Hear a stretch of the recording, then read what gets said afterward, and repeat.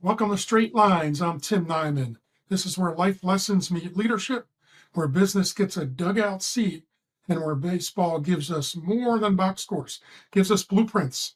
Whether you're managing a team, building a brand, or just trying to lead yourself better, you're in the right place. Because here on Straight Lines, we believe the shortest distance between purpose and progress is truth, clarity, and action. So excited today to have Mr. Clint Hurdle with us on Straight Lines podcast. Clint was just a quick little background, ninth overall pick, not the round, ninth overall pick, Kansas City Royals, 1975. Played for the Royals, Cincinnati, St. Louis, in the New York Mets in the big leagues. Became a prolific manager, leading the Colorado Rockies to a World Series in 2007, managed the Rocks 2002 to 2009. And then the Pittsburgh Pirates 2010 to 2019 got the Pirates a first winning season and playoff berth since 1992, 2013 NL Manager of the Year, and finished with over 1,200 managerial wins. My college career, Clint, was 1,401 games. You almost have as many wins as I was between the lines in college. Anyway, thank you so much for coming on. I can't thank you enough. I'm happy to be here, Tim. I'm looking forward to having some meaningful dialogue with you today.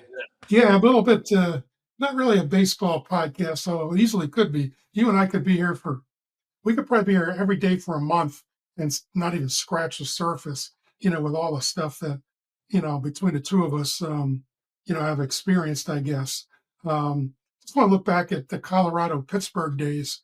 What sticks out to you? I mean, you went from last to first with two franchises and a tough market, obviously, because of dollars and cents. So it means, a kind of difficult challenge. So anything stick out in 2007, lost to the Red Sox in 4 games. Two of them were close. I think the other two, not so much. But anything that remind you back in those days of how you went from bad to worst to first? Well, I think when you peel back the layers of a successful operation, a successful endeavor, whether it be in business, whether it be in sport, family, there's many fingerprints on success. And I believe in both cases, it started with the leadership at the top. In Colorado, we were led by our president, Kelly McGregor, who had a forward vision, a creative thinking, growth mindset. In Pittsburgh, with a combination of Frank Coonley, Kyle Stark, and Neil Huntington, our general manager, the three of them had put the organization in a place for growth, for improvement. Both organizations dealt with a harsh reality of what wasn't working and the mistakes that had been made along the way. So I think number one, a vision from top, alignment from everybody in the organization, but then honest self-evaluation along the way and realizing that this was going to take all of us. And it wasn't going to be, a guitar solo. It wasn't going to be a one-man act. And we were all going to need to honor the skills of others and rely upon the skills of others to pull it off. Yeah, I mean, and that happened for sure. I was told our kids and others, it's amazing what you can accomplish if nobody cares who gets the credit, right? And I mean, in those scenarios, with Pittsburgh and Colorado, you had some really good players, obviously. You always do, but not the rosters that appear in today's game, and of course all the money and so forth. I mean, it's been quite a difference, even in the last decade or so. I used to scout for the Pirates back in the late 80s. I was an associate, but worked for Joe Consoli. I don't know if that name rings a bell with you or not, but he was unbelievable. And of course, late 80s, they had players, obviously. But learning to get the right people, he always said, after all the evaluation is done, find out what kind of a person this guy was, this player was, and learn so much about player evaluations and things like that just from him. And it helps you, as you mentioned, helps us all in life and everything else. I mean, it's what goes down the line. Anything managerial wise that the average fan wouldn't know, something that happens, you know, day to day. I mean, and also I want to ask you one question. Um, in college we call me the head coach, but that's a no-no in professional baseball. You're the manager, right? You're the manager. You're not, it's kind of weird. I've never been caught up in titles. I know. So Tim, I've been called coach. I've been called skipper. That one was always funny. I felt Lots that of was skippers. more, applicable for a boat captain. But it doesn't bother me. And I have heard people that have thrown down on people when they've been called coach or head coach when they were a manager. So that doesn't make any difference to me. I kind of like Clint too. You can just call me Clint. Some people are, more comfortable with titles and the chain of command. So they want to call you by a name they feel that you feel empowered by. But I never felt any more empowered if somebody called me manager, Clint, coach, skip, any of that. But your first question is the most interesting one for me because I would never be naive enough to think there aren't fans out there that is watching the game that probably aren't versed in making game time decisions. Truthfully, even at the major league level, when the game starts,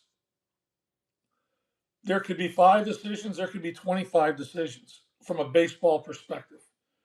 A lot of them in the National League get predetermined with the pitcher when he was hitting. If you're losing, you had to take him out, you had to pinch hit. Could you double switch at the time to keep a player in that maybe provide you some more versatility, could stay in the game with others? There was some romance to it, there was some strategy to it. I think what the fans probably don't think about as much is that you have 25, now 26 men in a clubhouse. You have anywhere from 10 to 14 or 15 coaches. You have a training staff. You have a clubhouse staff. You could have upwards of 50 people in that clubhouse that you are in charge of. Now, I don't mean in charge that you need to dictate what they do every day, but they report to you. They're under your domain. You need to be aware of what they do, how they do it, and when they do it. And you need to find time to make them all feel empowered, to feel like they're seen, to feel like they have a voice, and to feel like they matter. That part of it, I don't think many fans take into consideration.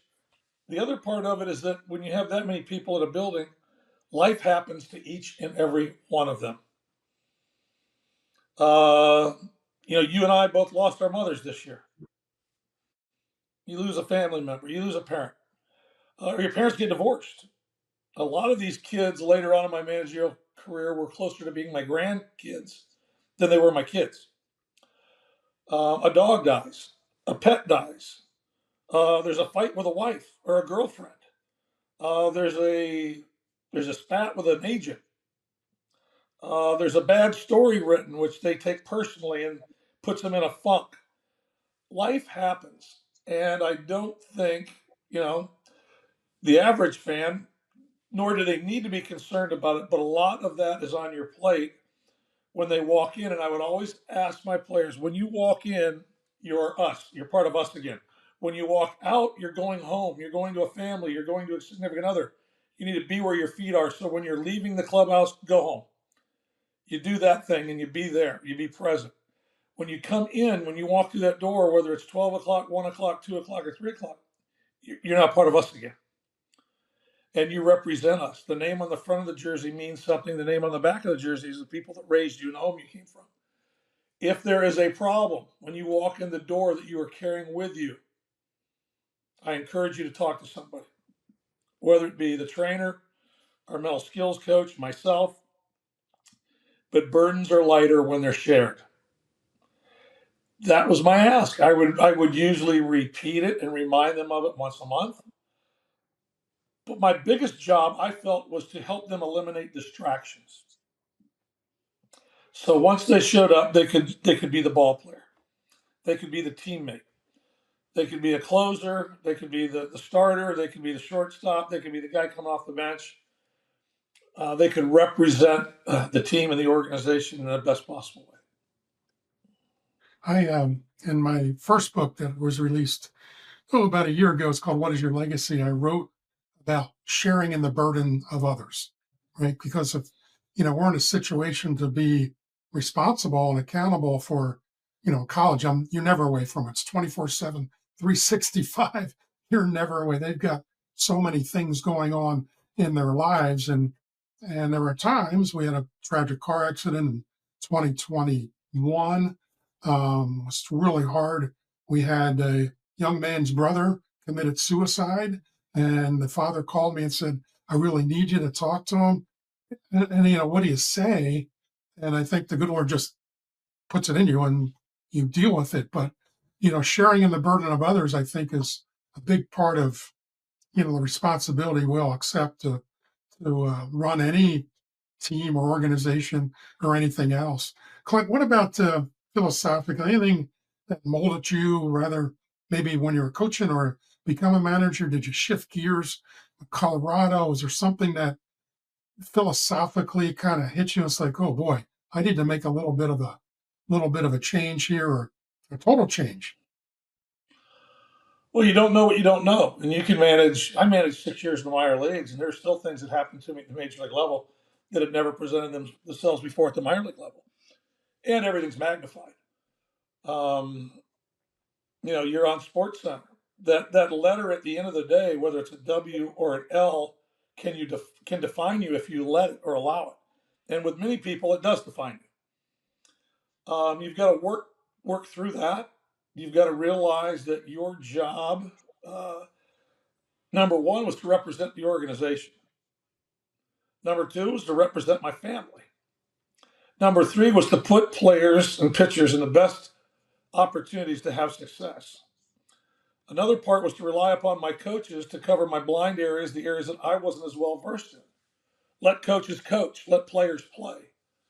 Um, I in Colorado, I got to the point where you'd hate to say you're a micromanager, but I felt like I needed to know everything, just because I'm in charge and I'm going to be held accountable, and that's true. However, there's different ways to coordinate that and to collaborate with that. And it's usually by giving opportunities to other people to have some freedom and report back to you and hold those responsibilities. It's also knowing that you're never going to make everybody happy. You're always going to get second guessed. You need to find ways to let that go. And one of the best lessons I learned was from Bobby Cox, maybe the second or third year in my managerial career. Um, he called me at my desk and said, "Hey, Clint, Bobby Cox, the Atlanta Braves." I'm going like, why does he have to say Atlanta Braves? I know he's across the hallway. He's on the other side of the stadium. He goes, "Hey, I'd love to chat you up today. I got some thoughts. I'm kind of interested in some things. I got some questions for you." Well, Bobby had been through rebuilds. Bobby had been through hard teams that weren't winning. Bobby had been a World Series champion. Bobby had led the Braves to how many consecutive National League East championships? So an opportunity to spend time with Bobby Cox blew me away. And we walked in. He said, "Hey, you want to come over to my dugout?" I said, "Bobby, normally I would, but I don't go over in any opposing team's dugout. This is our house. I'll meet you halfway. I'll meet you behind home plate." And he said, "Fine." And he goes, "You want to take a walk?" I said, "Well, yeah, we'll take a walk." Well, I watched Bobby start walking, and he's on in his years. He's going to walk, but it's not pretty. Kind of like when I was walking with both bad hips. So about 15 yards from walking, I said, "Bobby, let's just stop. Let's just stop and chat right here." So we went back to the middle of the diamond, right behind home plate. And he asked me, he goes, "Hey, I like what I see from your team. I've watched you now. This is the third year. They play hard. They play smart. You're short on talent, but everybody seems to be pouring in, pulling on the same end of the rope. They're engaged, and they're giving you everything you got." He said, "I got some questions for you on how you handle the other parts of it." I mean, "Well, what do you mean?" He goes, "Well, the media." He goes, "Because usually it's one of the bigger opportunities for a stumbling block for many young managers." I go, "Okay." He goes, "Do you have a press conference twice a day, right?" I go, "Yeah, pregame and postgame." He goes, "Those are fun, aren't they?" And I kind of, "Yeah, sometimes and sometimes not." He goes, yeah, you do 2 a day for 162 games, and then you do 30 in spring training, and that's not counting the postseason. So you're out there a lot. There's a lot of exposure. He goes, do you ever listen to the post game interviews on your way home in the car? I go, well, yeah. He goes, that's interesting. He says, do you read the papers the next day when the writers, the beat writers, the game writers report upon the game? I said, well, yeah. He goes, huh, that's interesting. He goes, do you ever listen to those talk shows on the way home and you get stuck in traffic that digest the game and regurgitate every move you made, right, wrong, or indifferent? I go, well, yeah. He goes, that's really interesting. I go, Bobby, what's so interesting? He goes, Clint, you're in each one of those spaces. You know what you said. Why do you feel the need to allow people who you didn't even ask advice from to control your mindset or your emotions based on the answers, the responses they share with people you don't know? Yeah, that's I mean, it's genius. It's well, wisdom, but I'd never framed it up that way nor thought about it that way. He said, you will be best served if you let somebody else read the media, listen to the talk shows, have them let you know what you need to know. And that's I why did that from that point on. Jay Alvis did it for me in Colorado. Jimmy Trudinich did it for me in Pittsburgh. I've always had a guy. I usually call them smoke alarms, smoke detectors. smoke They would let alarms. me know when things were getting hot or things weren't, or if a player was being, barbecued or a pitcher, whatever it was, just to heighten the awareness that maybe I could provide some comfort. I could have a conversation, but to stay out of all those conversations that I have zero control over. That's why Bobby Cox a Hall of Famer, right? I mean, he- my goodness, man, pretty good X's and O's guy between the line, the gut feel, all that stuff. One last question here before we wrap up this first segment, Clint. Um, we talked about you talked about a little bit about the alignment. How do you get those? How do you get the guys in the clubhouse to believe in Colorado and Pittsburgh? Like, hey, we wipe the slate clean. You know, it's all new, but I'm sure it's stuff. Those organizations they've heard many times before and never occurred. What made it different for Clint Hurdle? Well, I don't know what made it different for me, but I figured out that if you're not as good on paper, truthfully, that doesn't mean anything. And we've got to eliminate that idea. We get to play the game on grass or turf or whatever it is. And truthfully, what it boils down to in its simplest forms is meeting the demands of the game with the team that you have. Some of the best golfers will tell you that they don't play the other guy or the three guys in their foursome. Their goal is to play the course.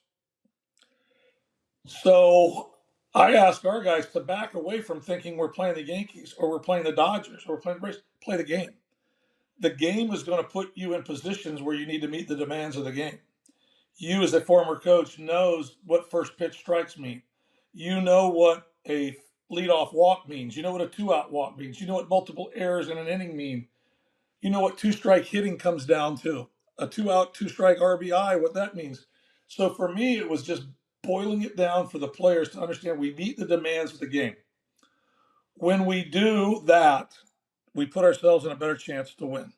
When we don't, we put ourselves in a better position to lose. It does not matter who we are playing. Yeah, that's And that's awesome. don't get hit by the name on the back of the jersey. Those Just guys are humans. Sometimes it's not who you play, it's when you play them. We played the Braves this year, and Freddie Freeman went maybe 2 for 17 in a series in Coors Field. Freddie Freeman, you wouldn't have known any day that he was 2 for 17, 2 for 12. Each at bat, he walked up there the same way. He was getting his swing off. He was fine. He was fighting to regain his timing. He's fouling balls off down the left field line when most people just come into Coors and want to yank and get a ball up in the air and hit a homer. He was a pro. He was working on things. He was trying to put himself in position to meet the demands of the game. He wasn't the Freddie Freeman that showed up in the World Series or had been showed up in last year's World Series. So you don't know. Sometimes you catch teams when they're off. Sometimes their pitching isn't set. You have an opportunity to win the game that night by playing good baseball. That's what we boiled it down to in Colorado and in Pittsburgh.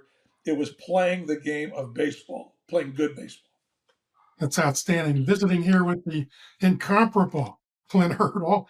Since 1909, Baseball Blue Book has been the trusted directory for MLB scouts, and today it's grown into the most comprehensive platform in the game. But it's not just for players and coaches, it's for businesses too. Inside the Baseball Blue Book app, companies can create full profiles, promote their products or services, and even build private groups that connect directly with players, parents, and coaches. Whether you're offering training, equipment, nutrition, or any service that touches the game, you now have a direct pipeline to the baseball community. If your business wants to stand out, it's time to get on the book. Download Baseball Blue Book today from Apple or Google Play. Visiting here with Clint Hurdle, past season with the Colorado Rockies. And let's get into, I mean, you and I, we can go baseball a long time, a lot of good stuff, but I really want to get into your book. Um, and what made you do it to Clint Hurdle, Hurdleisms. When we get this on YouTube, I'm holding it up. You'll be able to see it. I have recently read it. Great stuff, simple stuff, kind of the same things I've tried to do with my own. What made you do it? What finally said, hey, you know, we'll write a book, man? Well, I think, part of my journey for people who have gotten to know me knows it's been filled with adversity, challenges, a lot of hype early, Sports Illustrated cover. Can't miss Phenom, who did. Um, but the situations that I've gone through, we took a team in Colorado that couldn't win at altitude, and we won. We took a team. I became part of a team in Texas that couldn't win there because it was too hot. We won and went to a World Series. Uh, Went to a World Series as a Royal back in 1980 when that wasn't supposed to happen. I found myself in situations of greatness, of elite play, of good teams, of Hall of Fame players. And after the World Series trip with Colorado, the World Series trip with Texas, the Renaissance time in Pittsburgh, where we went to the playoffs 3 consecutive years after 20 consecutive losing seasons, there were some people that thought there was a book in there somewhere. And a lot of them had different ideas on what type of book. And I probably listened to close to 2 dozen authors ask me to co-write a book, co-author a book. And I think you probably know what that means. That means they'll do all the work. That's right. I'll speak into a tape recorder. They'll tape our conversations, or we'll meet at the beach or in the mountains and spend a weekend. And we'll have all these conversations. They'll digest it all. Then they'll write it all, frame it up, ask me if I want to make any changes, or they do all the work. Well, it got to the point where it just never seemed right, pun intended, while I was in uniform to write a book. And then I was fired in 2019 by the Pirates. Third time I'd been fired. And in that time, a man that reached out to me that I met in Texas, Dave Burchett, he was the Texas Rangers TV producer, baseball games. He'd done 40 years of TV production.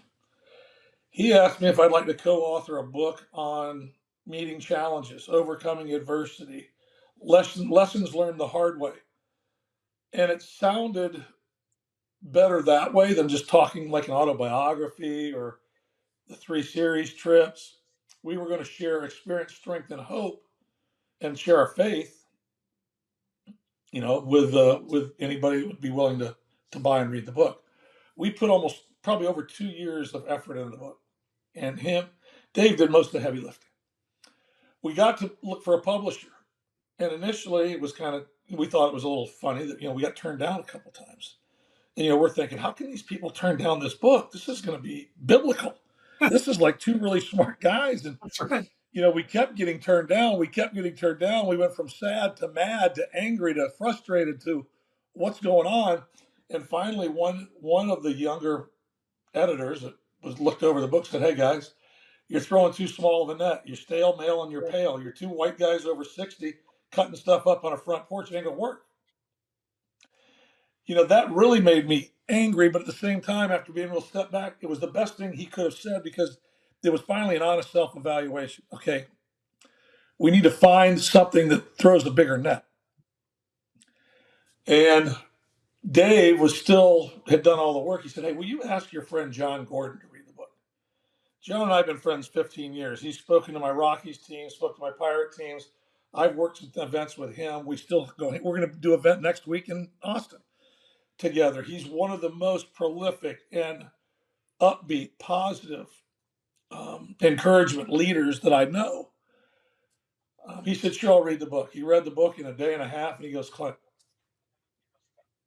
it's not going to reach enough people. You guys are too like-minded." He goes, "I've known you for 15 years." He goes, "You need to write a book." Tim, I just paused and I said, "John, thank you, but I gave him 5 reasons why I didn't need to write a book." He goes, "So you're afraid?" And I held my breath. I bit through my bottom lip. I go, "John, I am not afraid. And here's 5 reasons why I'm not afraid." And he goes, "Okay, so you're afraid." I thought through it and I go, "You know what? He's right. I was afraid of embarrassment. Wouldn't be any good. I wouldn't know how to do it. I couldn't do it. I get frustrated doing it." And I named them all off. He goes, "So you're experiencing every emotion that anybody who's ever thought about writing a book feels." I go, "Yeah." He goes, "Well, get over that." He goes, "I've kept a file and a folder on things I've heard you say for the last 15 years. I call them hurdleisms." And that's when I said, "Stop, John. Stop. There's stingleisms, there's yogiisms. There ain't going to be any hurdleisms." He goes, "Oh, yes, there is." He said, "I'll speak it into existence." He goes, "That's a catchy name. People know you. More people know you than you think know you. And you've been in the game. And you've got a life to share as well." And the authenticity of the book that I ended up writing talks about my alcoholism, my failed marriages, uh, you know, things I've done on and off the field that have not put me in the best light or just bad decisions. And he goes, "That's what it's all about, Clint. You are going to write a book of experience, strength, and hope and overcoming challenges and where you are now and showing them that no matter where they are in their life, there's hope, but it takes action." That's how it all happened. John actually double dog dared me into writing my own book. And at the end of the day, I wrote every word in that book. And I never, ever anticipated doing that. Wow. I mean, that's a great story. I know when I wrote my first one, the man in Boston, a gentleman in Boston said, "Coach, you've got a warehouse full of stories that can make a difference in people's lives. You need to tell your stories." And I'm like, okay, but yeah, I had help too, by the way. So somebody to make me look good. Sometimes that's not all that easy. There are 25 hurdleisms, 25, and they're all amazing. For this segment here, I picked out 5 that I really liked out of the block. Um, First one, multitasking makes me multi mediocre. I think I just saw you post something today or yesterday about that as well. I thought that was pretty interesting. Couple comments. We got 5 of them, so a couple comments on each of them. Well, that one came about during a time period where actually books were being written on the art of multitasking. And at the time, I was a young manager. I thought, "Oh man, if I can multitask, it's going to make my job easier." So I started doing it. And it didn't take me long to realize that the more I multitasked, the worse I got at everything I was doing. I had to sit back and realize for me to be any good at all, I had to do one thing at a time. I had to be where my feet are. I had to be talking to the person across the table, not being on a phone while I'm talking to the person across the table, not be scribbling notes while I'm talking to somebody. I had to focus on what was right in front of me, one event at a time, to have any chance of success, of making sense, or of getting my message across. So that's where that one I realized the hard way. Multitasking made me multi mediocre. I stopped it immediately and then I just took it. One of the big sayings we have in AA is one day at a time, one thing at a time, one event at a time, one person at a time. So I compartmentalized it down to one and realized I have much more opportunity for success when I do it that way. Yeah, clarity is important in anything we do, and I don't think we learn that till we get older.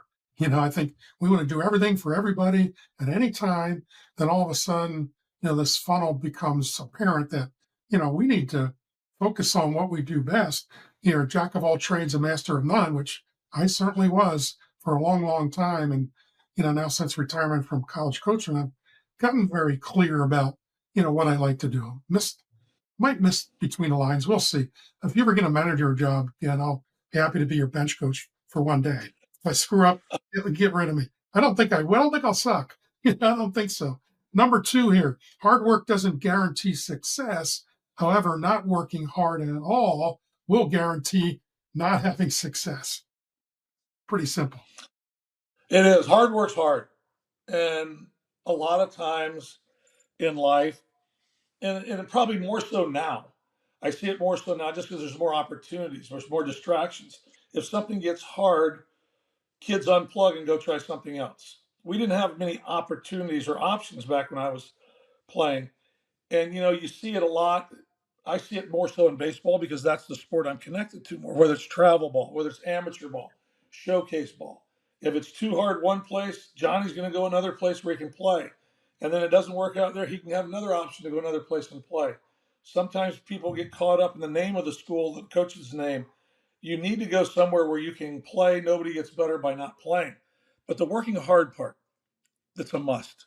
I used to tell my players it's kind of like getting grits with breakfast in the South. They just come with it. It just comes. You don't ask for grits. If you're in the South, you ask for breakfast, you get grits.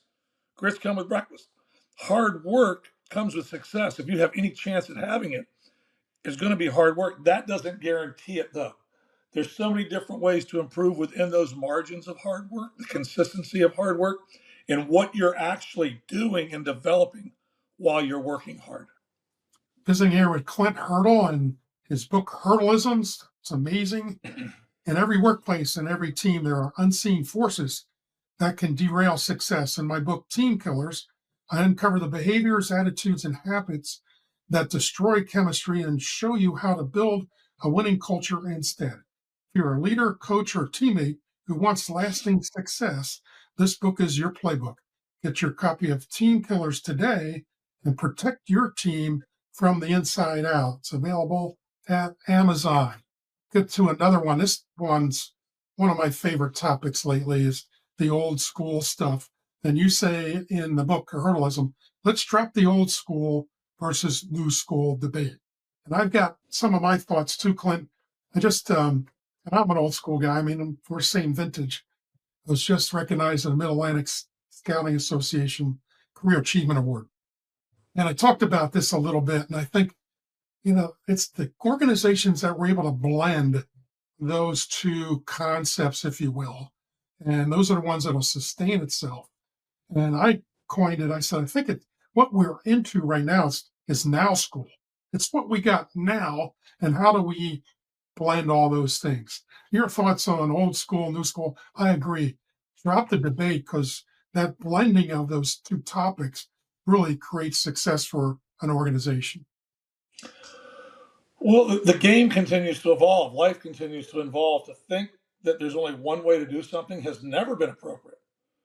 If you're a hitting coach and you have one swing to teach, one way to do it, you're not a very good hitting coach.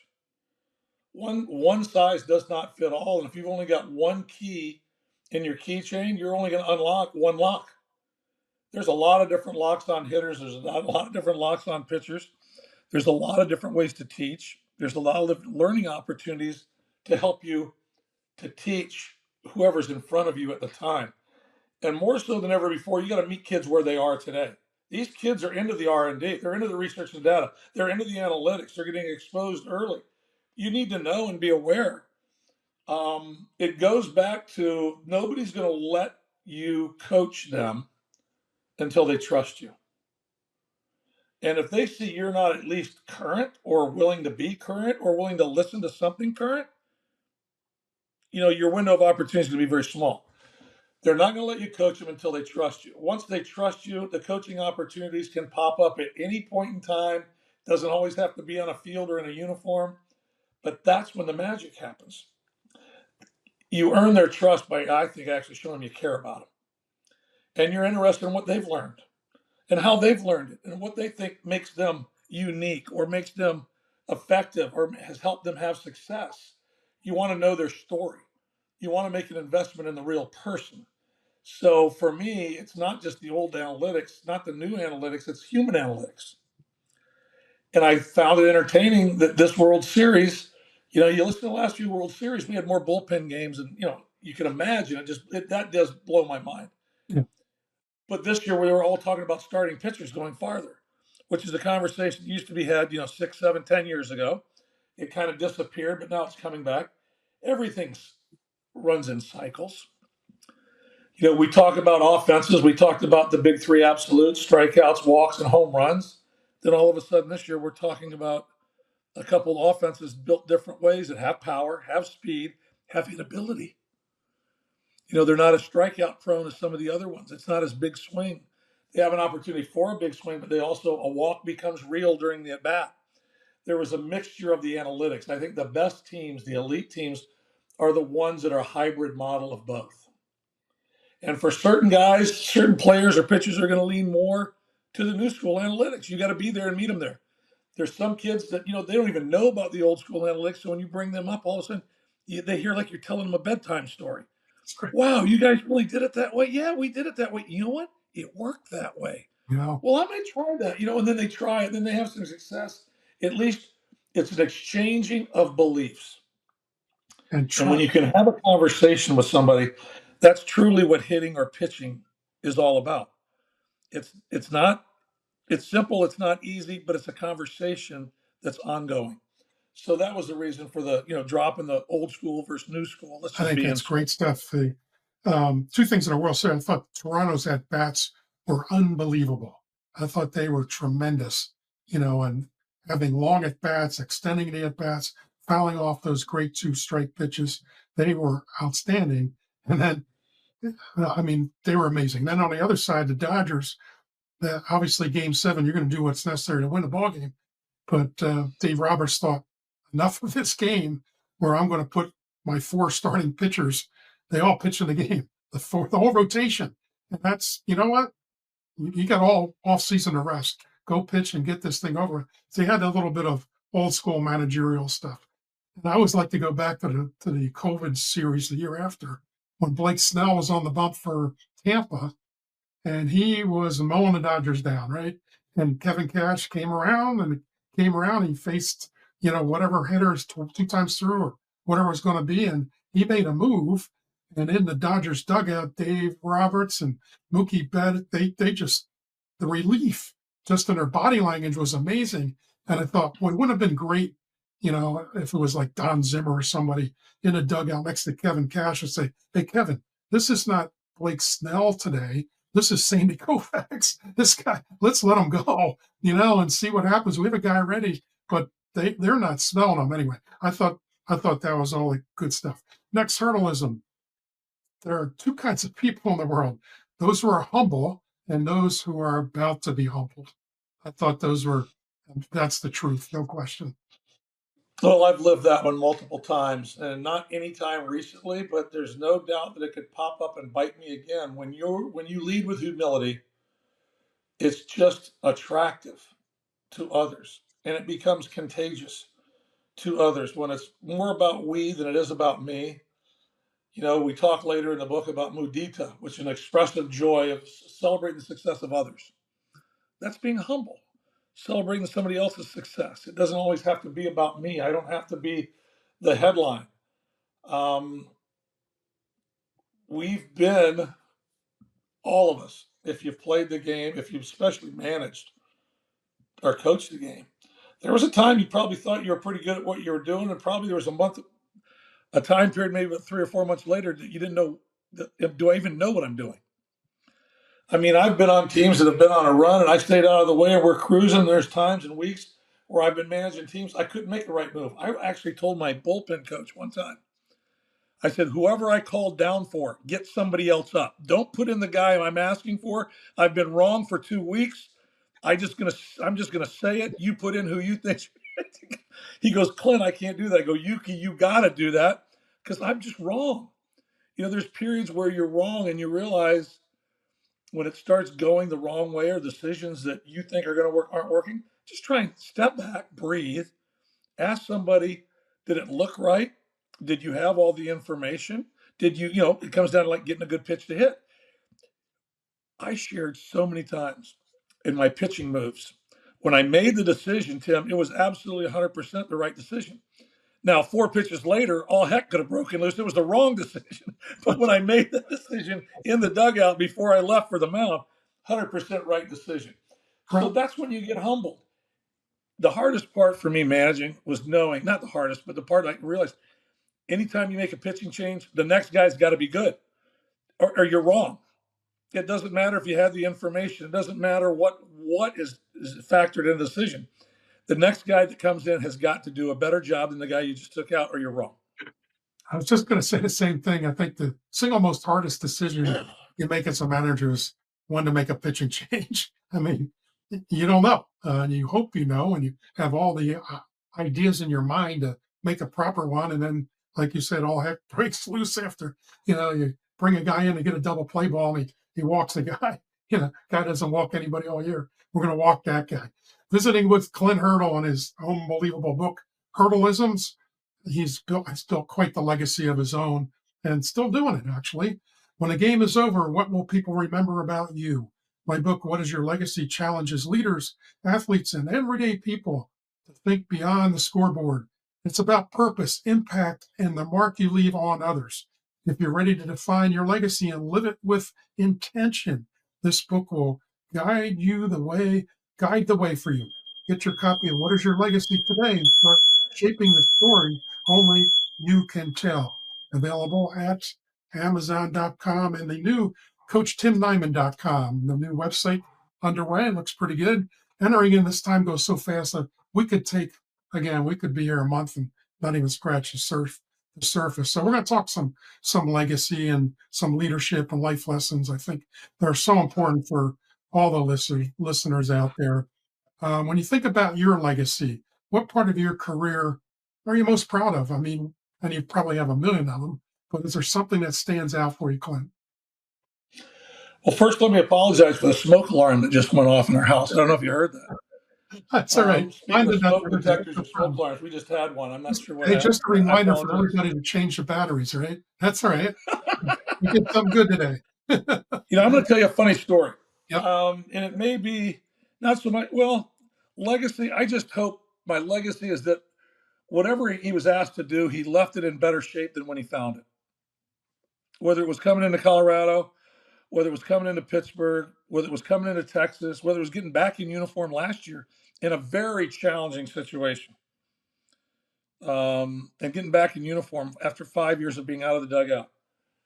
Um, there was a conversation in Pittsburgh after two more sub 500 seasons. We ran the total number to 20 consecutive losing seasons. For those of you that don't know, every September 15th is Roberto Clemente Day in Pittsburgh. Huge festival. We deploy everybody in the organization to schools, VFWs, American Legion, retirement home, assisted living. We're everywhere. And we're celebrating Roberto's humanitarianism. And his family's in, his 3 sons, his wife Vera would come in. It was just a huge event. Well, it was September 15th after the 2012 season. And I usually would be on the field for some pictures with the 3 boys and with Vera. And this time after the pictures, Roberto Jr. said, "Hey, Vera would like to speak to you in the dugout." Well, I didn't know what that meant, but she had never asked before, the year before. And I said, "Sure, there's no problem." He says, "I'll translate. My mother doesn't speak much English." I said, "Okay, very good." So we went down the dugout to a quiet spot where nobody was at the time. And she said, "Junior, I'm going to look at Mr. Clint, but I'm going to speak to you. You can translate." She's looking right at me. She goes, "Mr. Hurdle, I want to thank you for how hard you've worked the last 2 years, for the efforts that you and your staff are putting out on returning good baseball to Pittsburgh. I know it hasn't happened yet, and I know we're all saddened by that." She goes, "However, 20 consecutive losing seasons will be enough. There will be no more. We will not tarnish Roberto's legacy nor his number with 21 consecutive losing seasons. Do Wow. you understand?" All the blood went out of my face. Wow. I didn't know what to say, but what came out of my mouth was, "I promise you we'll win next year." And as soon as I said it, I wanted to grab the words and take them back. Yeah. I can't guarantee, but I said it. And she came over and gave me a heart. She goes, I'll look forward to watching it. I left the dugout with chills. Every time I tell the story, I get chills now. I didn't know what next year was going to bring. I didn't know how it was going to work out. I knew that, Lord willing, we'd all be back together on September 15th to celebrate Roberto's day again. And it would be much different than it had been the last 2 years.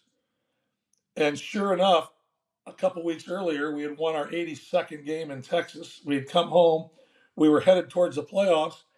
And on that day, when I got a hug from Vera Clemente that is indescribable, tears running down her face, thanking me for not tarnishing Roberto's number. And I just said, told her the same thing I told you, where I said, Vera, there's a lot of fingerprints on success. There's a whole bunch of people you're going to need to hug if you're going to start with me that had more to do with it than I did. But I just started telling this story this year. And not for any reason. I was sitting in an event which my wife and I were being honored at back in June, and Roberto Jr. was sitting with me at the table, and all of a sudden the moment popped up again.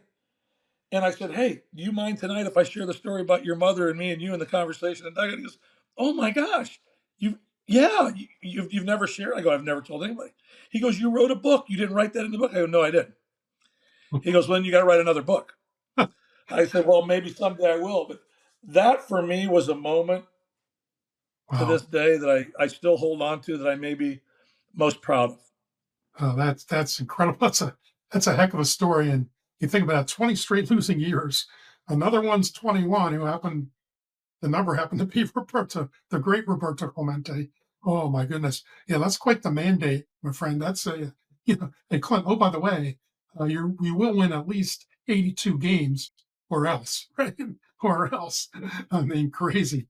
Um, Clint, you've been really open about your past struggles and your faith, which is impressive, and willing to share it with everybody. I know you make a difference in so many lives. Um, how did some of that? I guess the faith based part of it. When did that come and align you? Going forward. I made a declaration of faith back at the age of 17 at the First Baptist Church of Merritt Island. I was baptized 3 weeks later. And I meant it when I made it.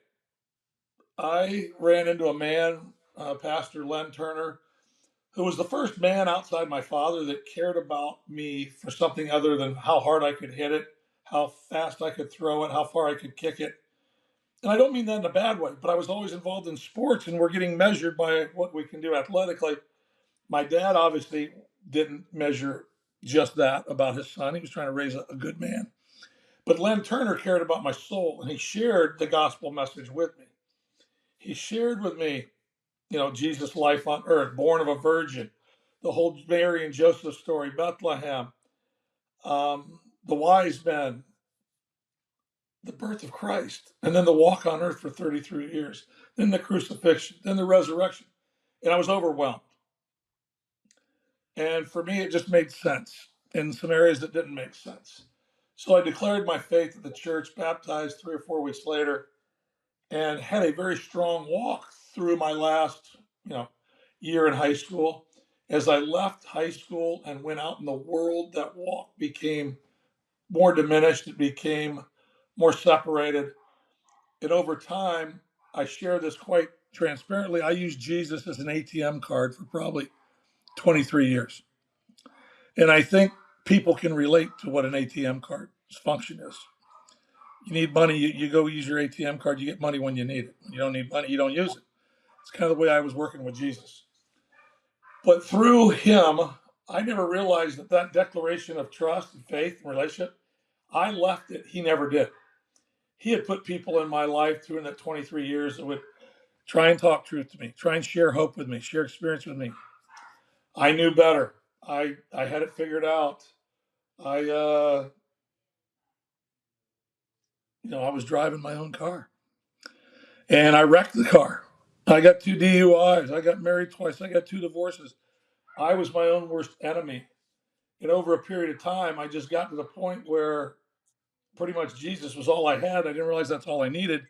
I got back on my knees, which is my strongest position, and asked him to come back in my life in my 40s. It wasn't male menopause, it was a redeclaration of faith.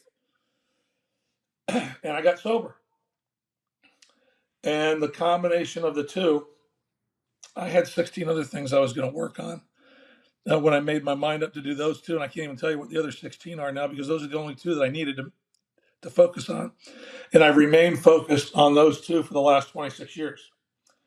My wife and I just celebrated our 26th wedding anniversary. I've been sober 27 years. I could not have written the story of what has transpired in my life personally and professionally. I could never have written the story. I could never imagine how it would play out. Greater than my greatest dreams. And all because I became broken. I was humbled. I needed my Savior back. I needed to serve Him. I needed to serve others. I needed to provide service, hope, and experience with others, whether it's AA and recovery, or it's just somebody without faith, or it's just being a friend, just being somebody to listen and not try and help somebody to fix them, just to be there for them. Um, and it has, I know the difference it's made in my life, and nobody can argue with me about it. And that's why I just stay ready. If I see somebody, hopefully my light shines bright enough that people ask you why your light shines, or how'd you get through that? How do you move on from day to day? Nothing's been perfect since I declared my put my faith back into Christ and getting sober. We still have the speed of life. My mom passed. I've lost friends. I've lost a lot of friends. We had a daughter. Daughter Madison, born with a birth defect. Life still happens. However, I can work within the spectrum of life down here, knowing that one day I'm going to spend eternity with Jesus. And my best service now is to serve Him wherever He chooses to put me. You're doing that admirably, without question. And Clint, you're an inspiration to many, many people. Um, you don't even know, which I'm sure. And I think all of us maybe have that certain impact at times. Um, but to be humble and realize, there's a better place, has to be a better place than the world we live in today. And we are guaranteed that, through our lives here. Um, so somebody's off track. You've seen somebody, you've lived it. How am I getting them back? How do I help realign those folks and get them back on track, if you will? Well, I can tell you from personal experience, nobody's going to ask for help until they realize they need help. And, in AA, one of the first things we have to understand is that our lives become manageable with alcohol in it. For me, the first step was just to eliminate the alcohol, and declaring my life had become unmanageable in some areas. On a broader view, though, I wanted to know why drinking became so important to me and why I felt the need to numb my emotions and my feelings. Sometimes when I was successful, but more often than not when I wasn't. And I don't say, hey, you look like you could need some help. But I look into people's eyes more now differently than I ever did before. Going through the pain I did of having two hips replaced, one of my prayers was each day was not let the pain I'm encompassing come out on somebody else that day. Because that's what happens a lot of times when we're in pain. And normally, when you see people that are in pain, they are lashing out at something or they've withdrawn from everything. Either one can be a red flag. And normally, I just try and pay attention. And by me being sober, my awareness has never been better. By me being not a multitasker, that person in front of me, I can usually look in their eyes and see if there's some pain in their eyes. And maybe they're going through pain. It's like when I lost my mother. When you lost my mother, it was amazing to me how many people reached out. Nobody tried to fix me. And I did learn a lot of things which I would never say to somebody that lost their mother because it's awkward. People don't know what to say. They try and say the right thing. Sometimes they just stumble with words that make no sense.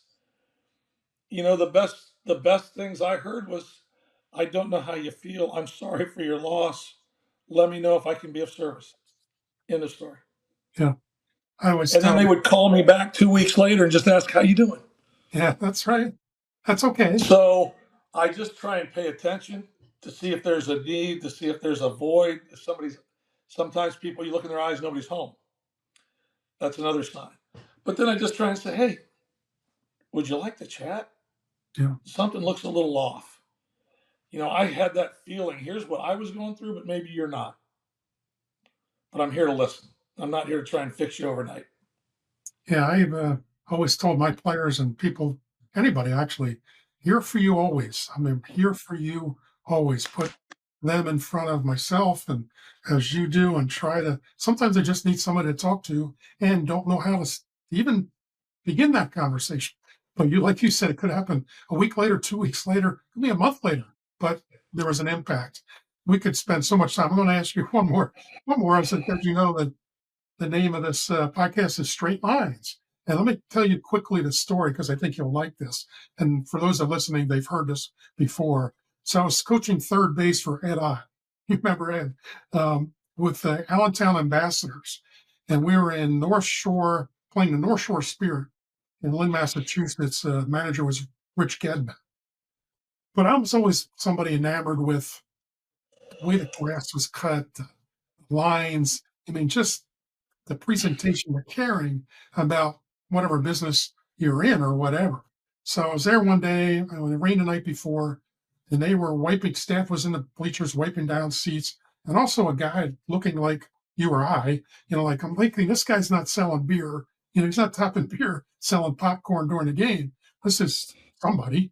So I'm walking across the field out the left field where the locker rooms were. He starts walking with me, and I said, "Look, I'm really impressed with the perception of what you're presenting here." And he says, uh, I don't get that very much, and I appreciate it. Thank you very much. He was the owner of the club. He was the owner of the North Shore Spirit. So it's, to me, like, when I go speak, if you want an example of straight lines, those are straight lines. This guy cared about what he's doing. Now, we all know the path to success has a lot of bumps, a lot of curves, and all kinds of, you've lived them, I've lived them. They're all over the place. But, it's how quickly can we change the tire? How, the sea is really rough. Let's just make sure we bring the ship in. I mean, just to be able to stay online, to keep moving. And that's kind of the concept in my mind. Does that mean anything to you at all, Clint? Well, no, it does. As you just said, success, it's not linear. Not even close. And it goes back to a time I was spending a young hitting coach in Colorado, and I get the locker next to Marcel Latchman, who had managed in the big leagues twice, was a iconic pitching coach. He was one of the guys, 50 years in the game, 60 years in the game, and where I am now. But I can remember watching him work for a couple of months, and I said, Marcel, one day I just want to tell you, I am so impressed by your judgment. You show good judgment on a daily basis. And he goes, well, thank you. That's very humbling to hear. I go, how do you get it? He goes, Clint, it's pretty easy. You get good judgment through experience. I said, so how do you get the experience? He said, through bad judgment. We've all learned over time a lot of things that don't work. And you don't need to try them 12 times to realize they don't work. You're best served knowing that they don't work, and you try a new way across the room. I've moved a lot. I've changed houses a few times. And one of the drills that would happen here is I'd go on a road trip, come back, and the furniture would be moved around. I have to learn another way across the room because the way I'd come accustomed to wasn't working anymore. So straight lines for me, that's your direction, that's your focus, that's your GPS or your North Star. But knowing that that line may take a little bend, but then it's up to me to get back online.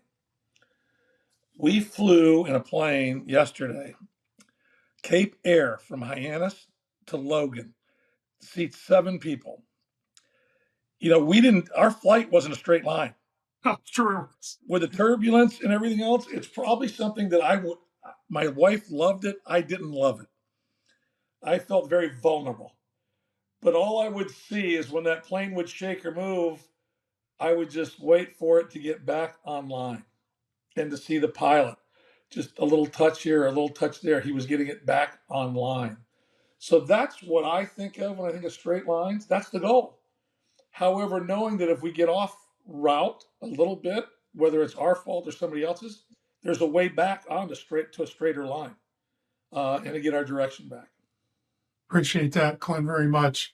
Thanks for joining me on Straight Lines today, where leadership lessons meet the game of baseball. Remember, leadership is about drawing straight lines, even when life throws us curveballs. We get a lot of those. If you enjoyed today's show, share it with a teammate, subscribe, and connect with me on social media for more insights. And if you want to dive deeper, check out my books, Team Killers and What is Your Legacy?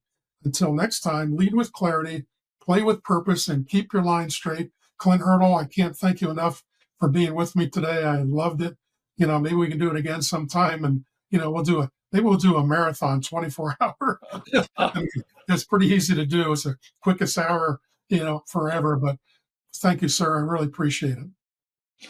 Well, you're welcome, and thank you for the support of my book. I appreciate it. And if anybody out there is looking for some encouragement, I'm on all the social media platforms, whether it be LinkedIn, Facebook, X, or Instagram. So I'd be happy to listen. I'd be happy to provide a service if one's needed.